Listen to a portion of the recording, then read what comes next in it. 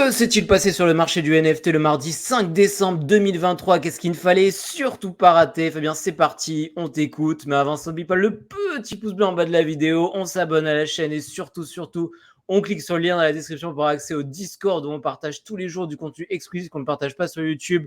Les dernières infos, les stratégies qu'on met en place, les robots que Fabien programme à la main pour tous les membres et qui donnent un potentiel de gain énorme. Bref, du très très lourd pour ceux qui veulent apprendre à gagner de l'argent avec les NFT. Fabien, à toi. Mais avant tout, deux grosses nouvelles. Hier, c'était l'anniversaire de Fabien. Fabien est un homme comme tout le monde, il vieillit. Donc, souhaitez-lui bon anniversaire en commentaire. Ça lui fera plaisir, il sera ravi. Et un autre anniversaire, il y a 2 ans quasiment jour pour jour, s'ouvrait le Discord. Donc, ce Discord n'est pas nouveau. On n'est pas comme tous ces mecs qui débarquent au dernier moment, qui lâchent, qui font ça pendant quelques semaines et qui s'en vont. C'est récurrent. Ça fait longtemps que ça dure. Les membres sont là depuis des années et ils ont ramassé des énormes sommes d'argent. Mais pas tous évidemment, mais beaucoup ont ramassé de très grosses sommes. Mettez-le aussi en commentaire, les membres contents du Discord. Bref, le Discord s'inscrit dans la durée, le profit s'inscrit dans la durée et on est là pour durer aussi. Donc, n'hésitez pas à cliquer sur le lien dans la description. Prenez rendez-vous. Fabien, à toi. C'est des journées extrêmement mouvementées là. Sur les 2 derniers jours, ça va être incroyable ce récap. Vous allez kiffer. C'est tellement bien que je vais commencer par Doggy. La Dogechain explose partout. Peut-on dire que la Dogechain se prépare à aller sur la Moon? Elle se prépare à aller sur la Moon. Regardez, on voit déjà le Doge, juste le Doge, hein, sans aller plus loin que ça, le numéro 10, qui nous a fait un petit 13% en 24 heures. Ah, putain, Il a dépassé les 10 centimes. Bon, ça c'est une chose. Mais surtout,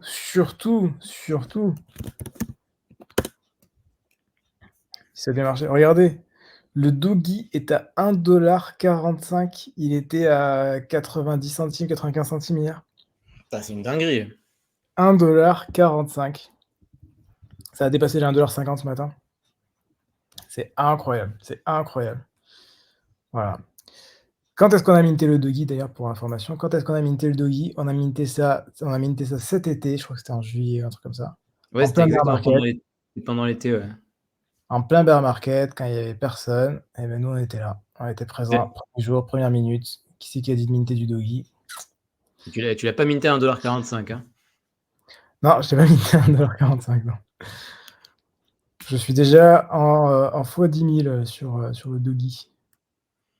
Donc ça fait x 10 000, ouais, parce que tu l'as minté avec des outils spécifiques qu'on partage dans le Discord, c'est ça, pas comme tout le monde. Ouais, bah c'était pas des outils, enfin si c'était des outils spécifiques, mais c'était un peu plus simple. Ok. Bon bref. Voilà, donc le Doggy, c'est waouh, magnifique. L'objectif Moon continue. Il est en bonne voie. On a dépassé les 30 millions de market cap. C'est magnifique. Incroyable. Je vais commencer par les news moins fun et après je passe par la fin. Amazon va faire Amazon Prime Gaming va lancer Gods Unchained sur Prime Gaming, donc sur Amazon, donc Immutable X en l'occurrence. Voilà, onboarder amener des nouveaux joueurs n'a jamais été aussi facile et vous pouvez maintenant récupérer votre objet exclusif du mois sur Prime Gaming Platform. Donc oui, gaming.amazon, il y a des NFT. Voilà. On est bien sur Amazon, Prime Gaming. C'est incroyable, du coup, c'est un horizon de possibilités qui s'ouvre. Ouais, c'est assez dingue. Pendant que tout, il se passe une tonne de choses sur Bitcoin, sur RDR, c'est vrai, il y a ça qui arrive aussi en même temps. Je suis sur Amazon, gaming.amazon.com, et c'est un pack de NFT. Enfin, Donc l'ami Jeff s'est lancé dans les NFT? Non, Jeff, il a fait des collabs avec des gens. Gods Unchained était dans les NFT depuis déjà 2 ans. Donc Jeff a permis à des collègues des NFT de se mettre sur sa plateforme Amazon, c'est ça? C'est ça, ouais. Jeff, il a dit venez, je vous régale chez moi. Contre un petit pourcentage des familles, j'imagine. Évidemment, c'est l'ami Jeff, hein, c'est pas n'importe qui. Voilà. Donc ouais, c'est assez incroyable, ouais. Franchement, c'est dingue. Voilà. Et alors, du côté de Bitcoin, alors là, il se passe des choses. Alors déjà, regardez-moi cette même poule. Ah, ça s'est un peu calmé, hein. Mais même, c'est déjà énorme. 164 sats.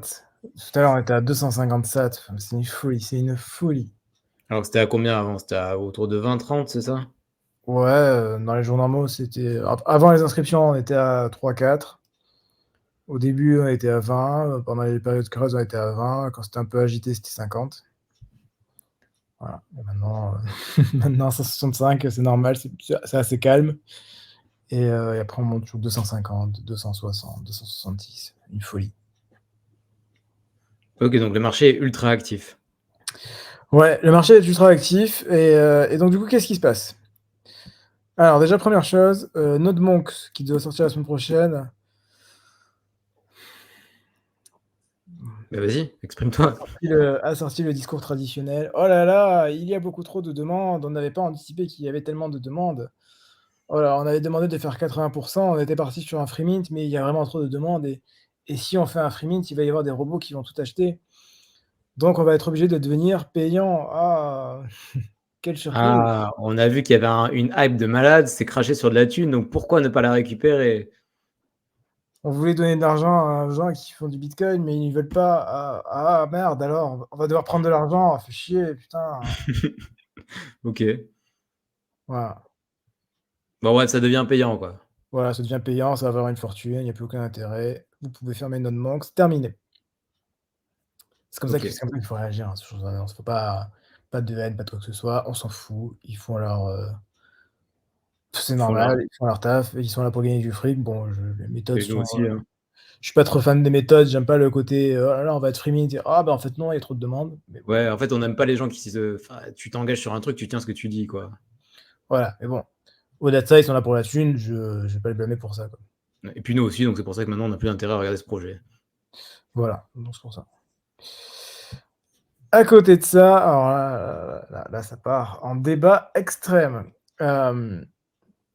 Il se passe beaucoup de choses sur Bitcoin, il y a beaucoup d'inscriptions, il y a beaucoup de frais, il y a beaucoup de enfin ça les frais sur Bitcoin sont extrêmement élevés. Sur Bitcoin, il y a 2 mondes. Il y a 3 mondes. Il y a le monde des développeurs libertariens des débuts de Bitcoin.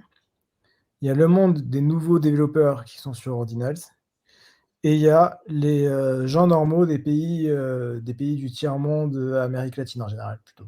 Venezuela, Colombie, des pays qui sont en hyperinflation.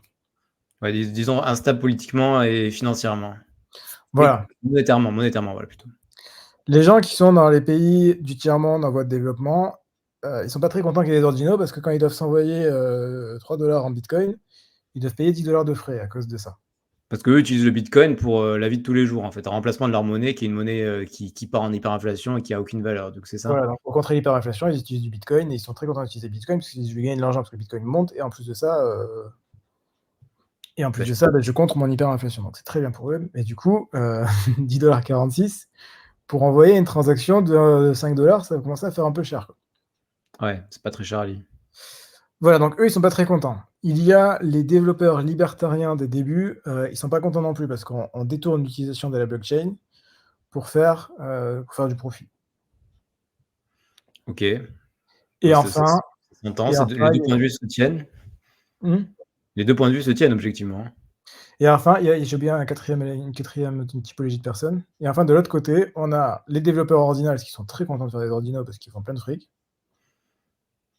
avec tous les dégènes qui vont avec, nous y compris.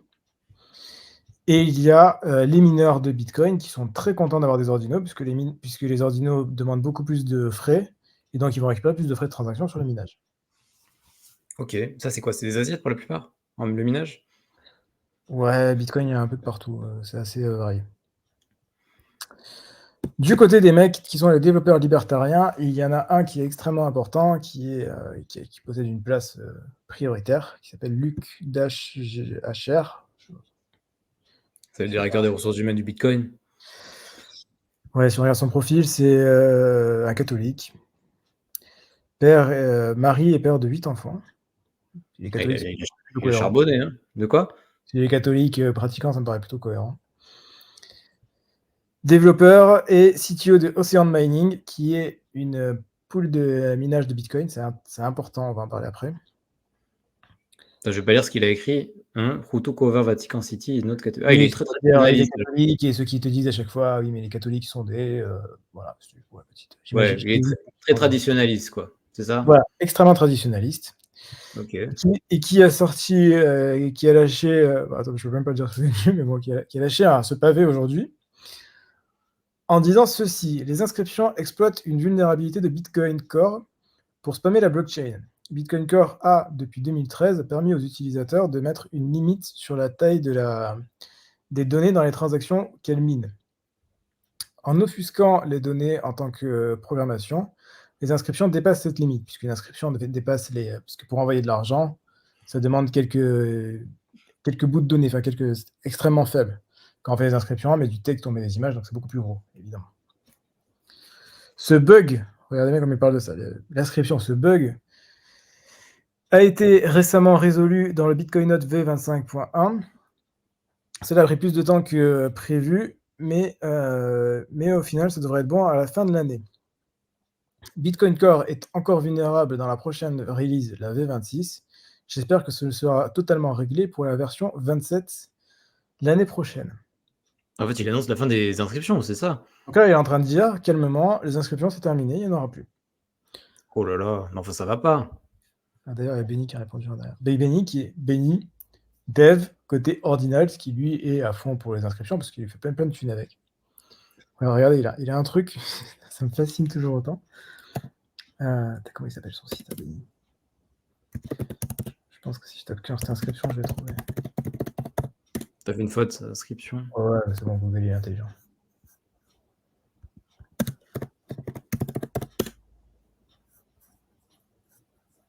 Bon, c'est pas grave, je vous montrerai le jour où j'y arriverai. Ok, donc c'était quoi ton point? Il a quand vous allez faire votre Curse inscription, en l'occurrence pour ce truc-là, il y avait à la fin, tout à la fin, en bas, il y avait marqué type the dev. Typer, envoyer des Donner un pourboires. pourboire. Hmm. Voilà. Et bon, évidemment, j'ai mis rien. Et quand tu cliques sur lancer la transaction, ça vous dit attention, typer le dev est obligatoire. C'est pas un type en fait. Ouais, c'est un phi. C'est un fils, c'est pas un type. Mais voilà, donc évidemment, il est très content de pouvoir faire ce genre de choses.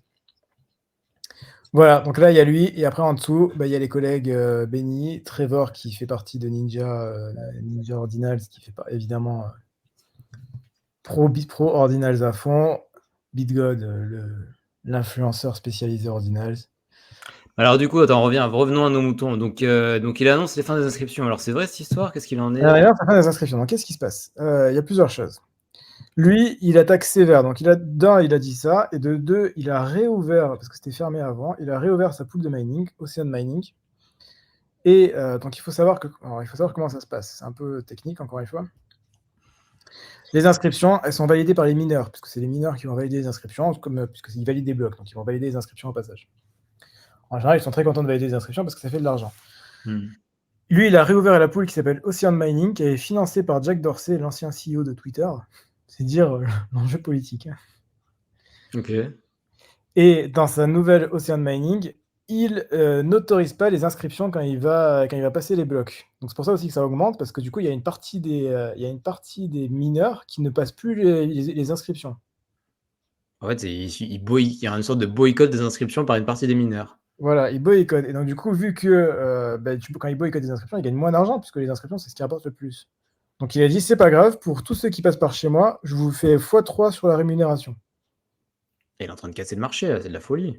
Il peut pas tenir, ça marche bien financièrement un peu, mais idéologiquement ça peut passer, mais ça passera pas à vie. Donc il attaque sévère, hein. Enfin vraiment, il attaque sévère de ce côté-là. Et en fait, comment ça se passe derrière Bitcoin, c'est le concept, c'est que c'est décentralisé. Donc comment ça se passe à l'intérieur pour qu'il y ait une release qui passe? Vous avez le GitHub Bitcoin. À l'intérieur de GitHub, vous avez donc vous avez des issues. Les issues, c'est quand il y a des problèmes, du coup, pour fixer les issues. Donc là, pour le coup, c'est un fixe, c'est une issue. Et donc, comment ça se passe? Chacun propose son issue, et après, on peut voter. Et donc, il va y avoir plusieurs développeurs qui peuvent voter, qui ont un pouvoir de vote. Si le vote est élu à la majorité, du coup, ça passe, sinon ça passe pas.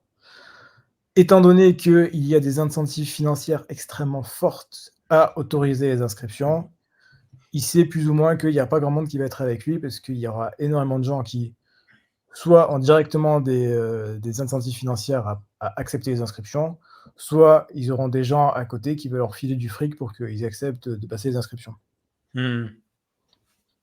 Donc dans la pratique, il y a très peu de chances que ça arrive, mais c'est quand même, extrêmement intéressant de voir ça.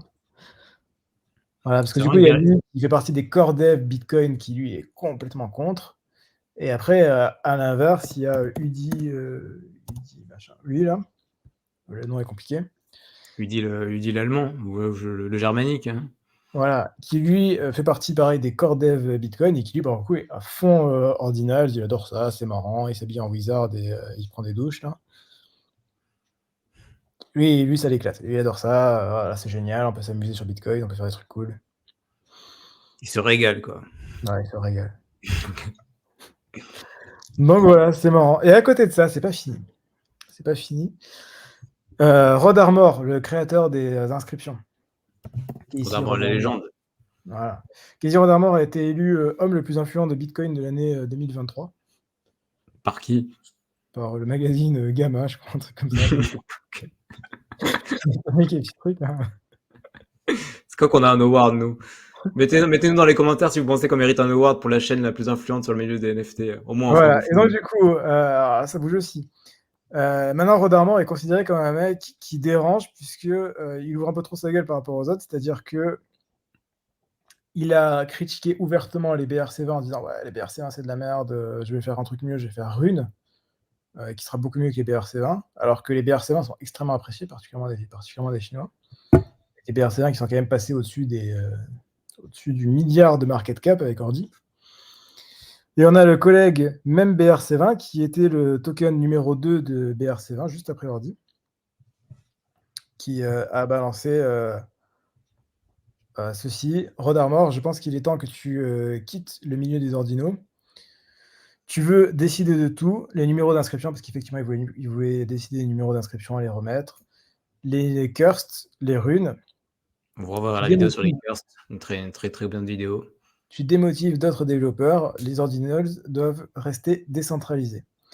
Alors, qu'est-ce que c'est cette histoire-là? Deuxième élément, tu démotives d'autres développeurs. Hier, il y a une nouvelle initiative qui s'appelle Rune Alpha, qui est basée sur le code qu'a mis en ligne Rod Armor avant-hier, donc c'est tout récent. Il a fait un update, et donc du coup, basé sur cet update, eux ont créé les runes. Il y a débat, est-ce que c'est un scam, est-ce que c'est pas un scam, est-ce que c'est un vrai truc, est-ce que c'est pas un vrai truc? Il y a fortement débat là-dessus. C'est toujours pareil, hein, si, beaucoup de monde aime bien et si ça se revend très bien, ce sera considéré comme un succès, sinon on va dire que c'est un scam. Mmh. Objectivement, personnellement, je pense pas que ce soit réellement un scam. Ça me rappelle dans Harry Potter, il y avait des runes aussi, tu te rappelles? C'est vrai. Ça va être les mecs engueulés parce que les mecs prenaient 2 $ de frais par transaction. C'est le jeu, ça me choque pas plus que ça. Voilà et donc du coup et là, Rod Armor a parlé de ça dans un tweet en disant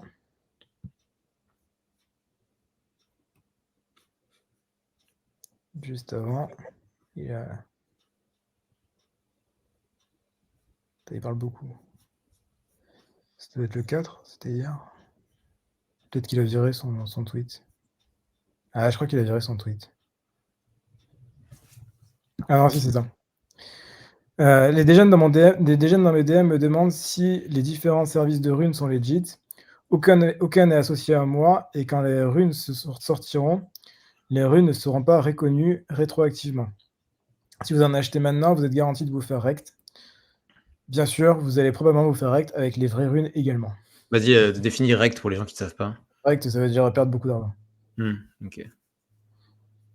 Voilà, ça n'a pas été, en fait, il te dit, il y a que moi qui sont les vrais, tous les autres, c'est pas des vrais et en plus de ça, même si les mecs font des vrais avant, je les reconnaîtrais pas. OK. Voilà, ce qui effectivement, montre une petite volonté de tout contrôler. OK. Donc Ouais, c'est voilà, intéressant, ça fait beaucoup de politique aujourd'hui. ouais, ça se débat partout, En fait, la seule question qu'on se pose à travers tout ça, c'est comment faire de l'argent à travers tout ça. C'est ça la seule question, le reste, on s'en après fout. ce qu'on remarque, enfin, ce qui est important là-dedans, ce qu'on voit vraiment d'important, c'est que quel que soit ce qui se passe, imaginons demain les inscriptions, il y en a plus, bah, c'est pas grave, j'ai tout vendu en fait déjà. C'est surtout ça, en fait, c'est de se dire: «OK, est-ce que j'ai fait de l'argent? Est-ce que j'ai vendu? Est-ce que je suis tranquille? Oui». En fait, on garde pas les trucs, on n'a pas d'idéologie, on va les garder pendant des années, c'est du flip.